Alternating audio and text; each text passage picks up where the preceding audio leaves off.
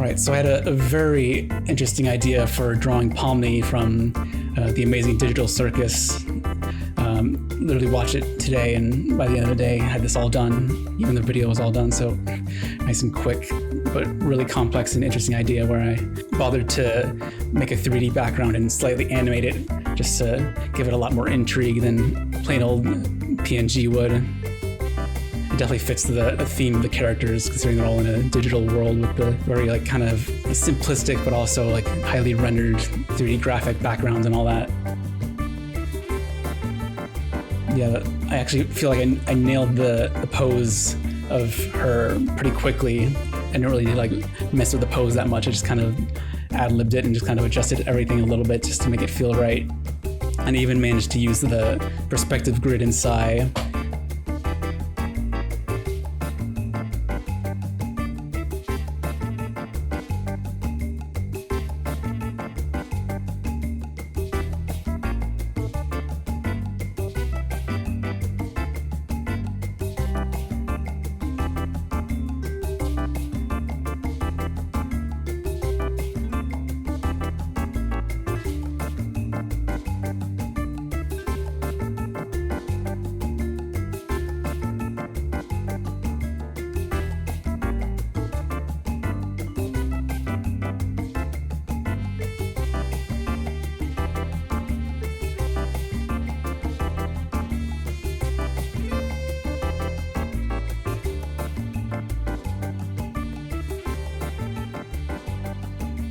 Nothing much else really notable happens with the sketch until it gets to the Blender sections, but I definitely knew from the moment I saw her that I had to at least try and draw her eventually. I really have a thing for clowns for some reason, really well designed clowns that have a lot of poofy shoulder pads and stuff. She has I guess the pant fluff as well. If you had to exaggerate the size of those from her original design.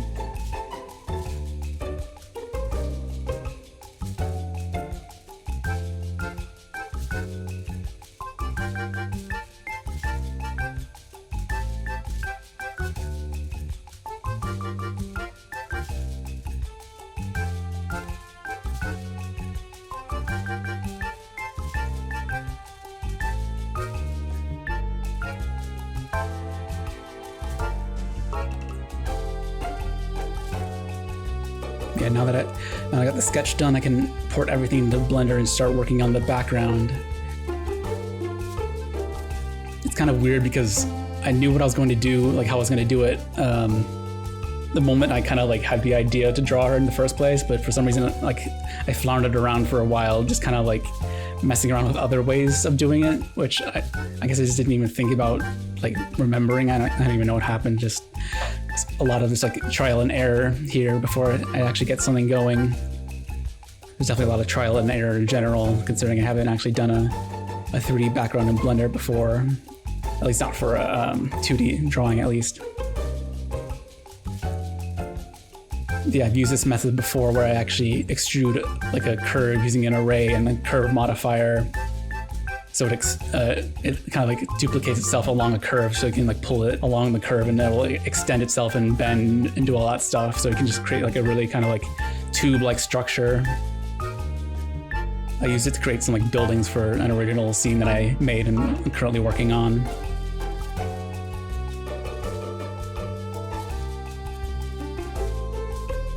Yeah, even though I knew I wanted it to be a twisty tube, I didn't actually fully understand the true composition of it all. You can see that I started off with a really tall image, but by the end of it, it just ended up being a square like usual, and I made the sort of I guess the very end of the tunnel behind her head instead of a twisting around to the top left or whatever. Yeah, it definitely looks a lot better that way.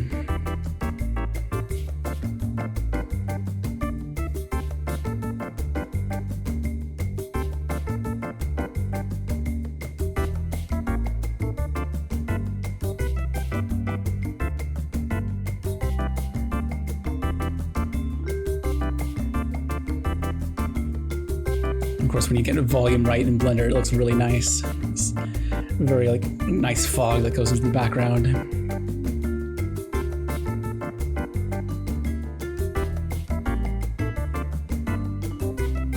see with the curve, I'm like twisting it and like increasing the scale of the thickness, and just it all magically just kind of adjusts to itself, which is really just a really perfect idea.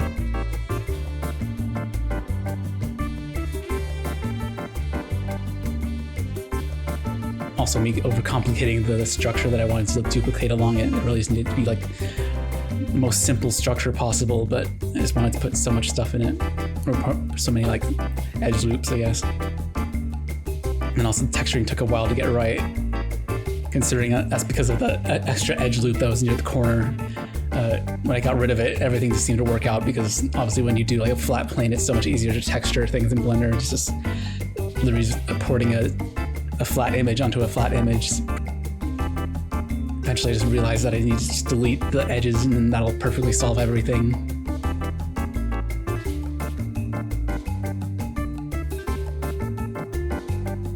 And the checkerboard, just need to adjust it according to the pattern. There's probably some way to like make it more like fine-tuned, but since it's all gonna like fade into the background and be kind of stretched along the tube, it doesn't really matter that it's not perfect. Just making different materials for each of the black and white squares. By the end of it, I ended up making it like one section of squares was all like metallic and shiny, that reflected a lot of light from around the area and had that gradient on it. But the other was very like flat and matte, so it had a nice like contrast, especially when it was spinning around. You could really see the metallic parts to it.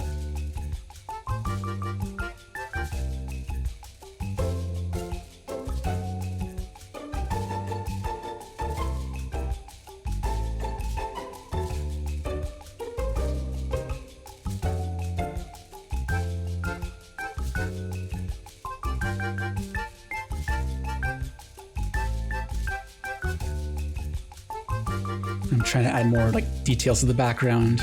I was thinking of adding like dusty particle effects that kind of like flew by, I guess, but by the end of it I realized if I was going to animate it, I couldn't even like add it on post. Like originally I was going to make a 2D image render of it, and I was just going to add some extra little speckles on top of it, but then I had the idea to animate it, and then I just really just didn't want to bother with putting all the extra junk on it. It was probably going to make it look, it was going to make it look like better technically, but yeah, it wasn't gonna really be worth it in the end. I'm even trying to add a Kane's eye just for the sake of it.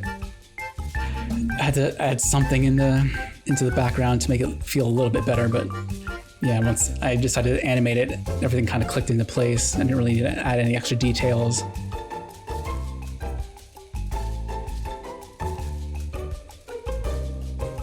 Just be trying to create a more 2D kind of intimidating eye, but it didn't end up working either.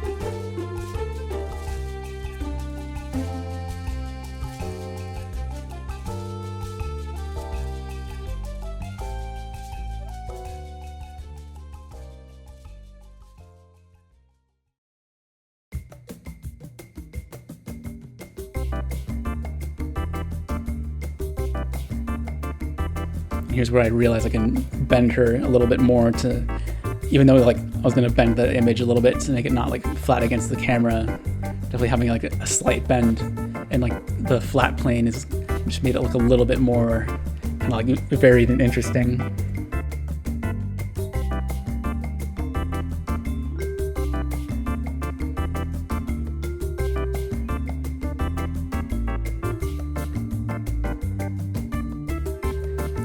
To finally finish the sketch. There's probably even less to say here, but the main thing is that I just realized that I could, after I realized I could bend the flat plane around, I realized I could also separate her leg from the rest of the drawing to make it like extend a little bit forward while the rest of the drawing extend a little bit backwards, and just create extra a little bit of depth.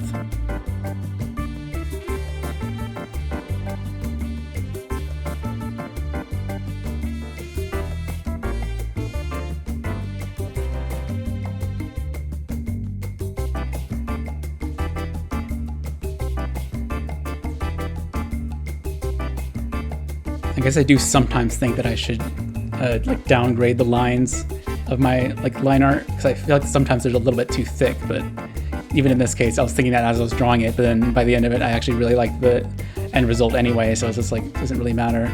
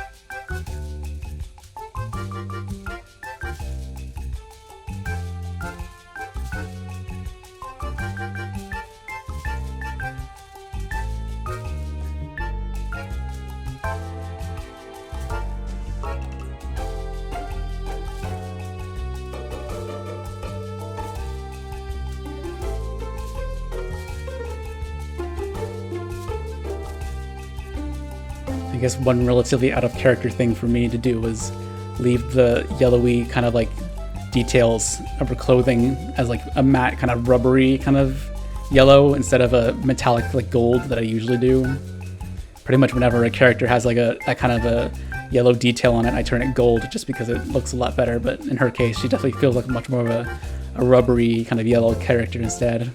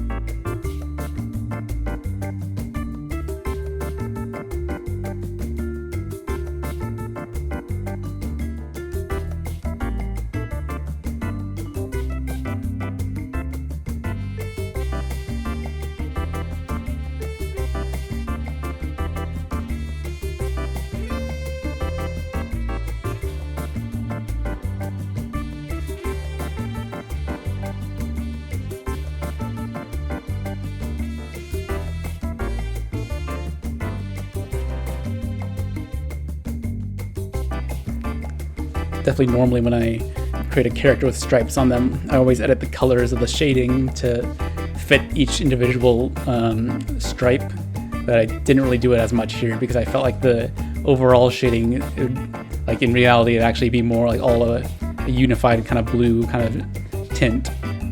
But yeah, normally I don't go with that, even though I should. Just more realistic, I guess.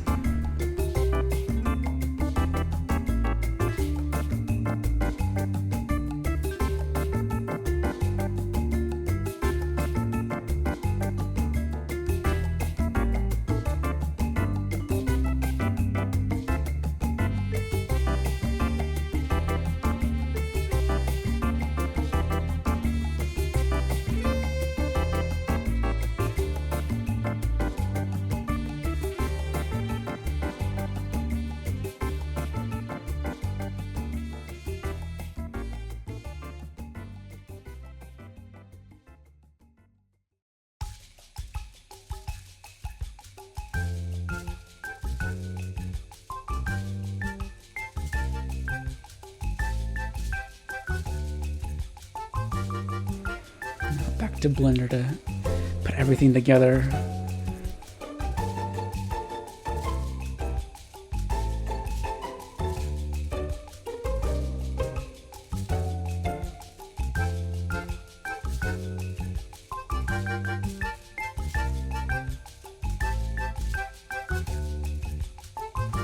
You can definitely see how the lighting of Blender completely altered the colors and the shading of the 2D image. It just looks a lot different. It definitely meshes with the environment a lot better.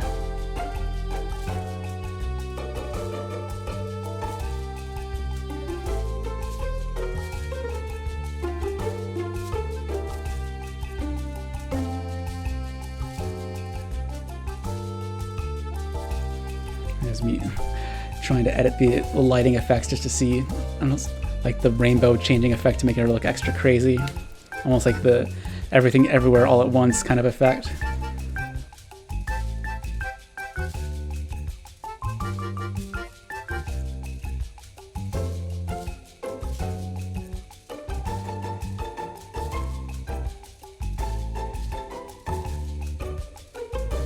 Yeah, there you can see my custom cosmetic background I have for all my characters in Blender, just because it looks a lot nicer than just a gray void. Definitely, if anyone needs the actual in-depth sort of stats and configurations of all these nodes and stuff, I can definitely give you them. But yeah, if you can zoom in now and see them, I guess that's...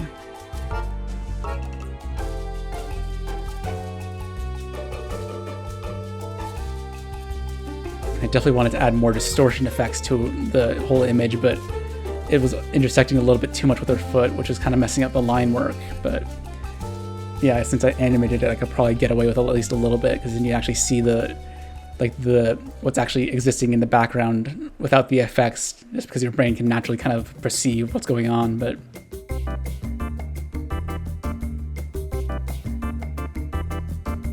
also trying to add depth of field and trying to taper in the walls a little bit, but nothing really worked out.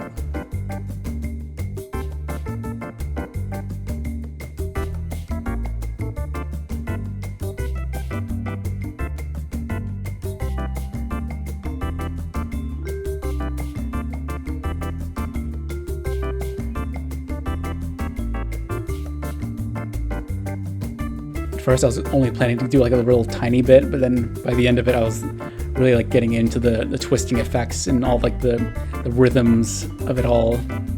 So yeah, it definitely ended up a lot more movement-y.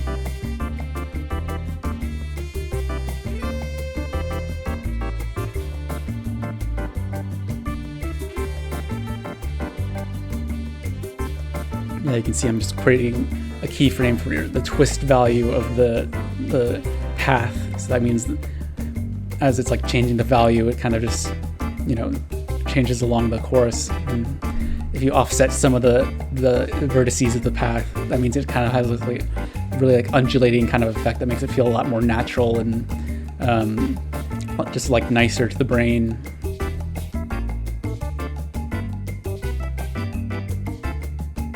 Here's how I'm trying to figure out the looping side of things. I know the Bezier would kind of trail into the next frames, but it didn't seem to work out by the end, and you can see the solution later.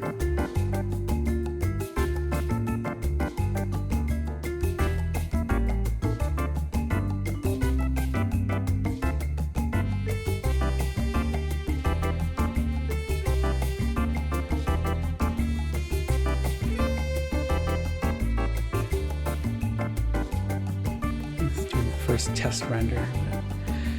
Because I specifically only render the window only. You can't really see it, but just rest assured it doesn't look as good as the final result.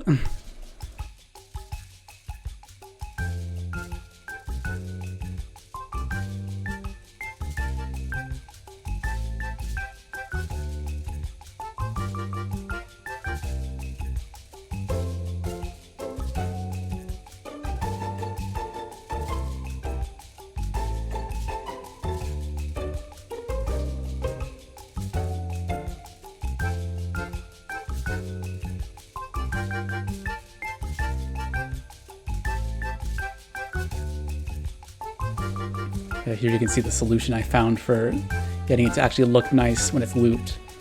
The solution is basically to, instead of actually just using the start and end of the loop, like the second half of one loop and then the first half of the next loop, and that would actually like loop perfectly because it wouldn't have like a very still frame at the edge. 'Cause in the middle of each, or at the end of each loop, is like a very still frame that is kind of like very obvious to the eyes when you see it in motion. But yeah, that's the entire thing. Definitely did a couple of like random little edits later, but not really that important. As always, you can definitely see my link tree in the description for all the rest of my accounts and stuff, so you can see all the arts and the high-res images of this. But yeah, that's it.